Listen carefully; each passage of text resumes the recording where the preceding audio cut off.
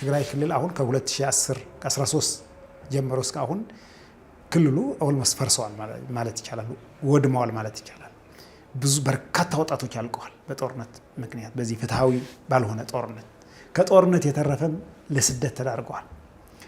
ከስደት የተረፈም ደግሞ እዚያ በተለያዩ ክልሎች መጥተው አብዛኛው የትግራይ ተወላጆች ናቸው በዚህ የሚለምኑ የምታይ። በየአዲስ አበባ እኮ ብታይ 3-4 ልጆቿን ይዛ እናት በየመንገዱ የምትለምን እዚህ አዲስ አበባ ናት።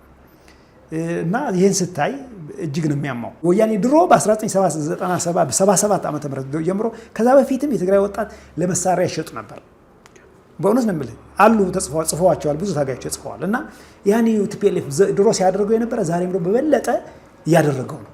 አሁን ምንድነው ምን ሆነ መሰለ፣ በደንብ የተጋለጠ ምን ሆነ መሰለ፣ አሁን የትግራይ ህዝብ ትንሽ የችግሩ ጫና በዛበትና ሞር ይሄ ኃይልና የትግራይ ህዝብ ተፋጠጡ ፊት ለፊት።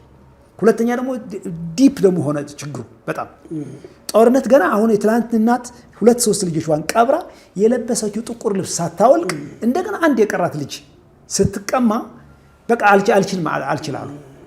አሁን ይሄ ምንድነው የችግሩ ጥልቀት ነው የሚያሳየው።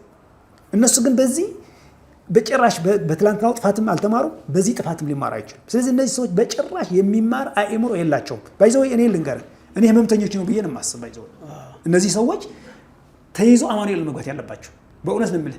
ምክንያቱም ስታያቸው እኛ ኢትዮጵያውያን አእምሮ ስተዋል ምንለው ልብስ አውልቆ ሲሄድ፣ እነዚህ ልብስ ለብሰው ማይክ እንደኛ ይዞ ስብሰባ አድርጎ ተሰብስበው ስለሚያወሩ ነው እንጂ በድርጊታቸው በሚያደርጉት ስራ ስታይ ጤነኞች አይደሉም።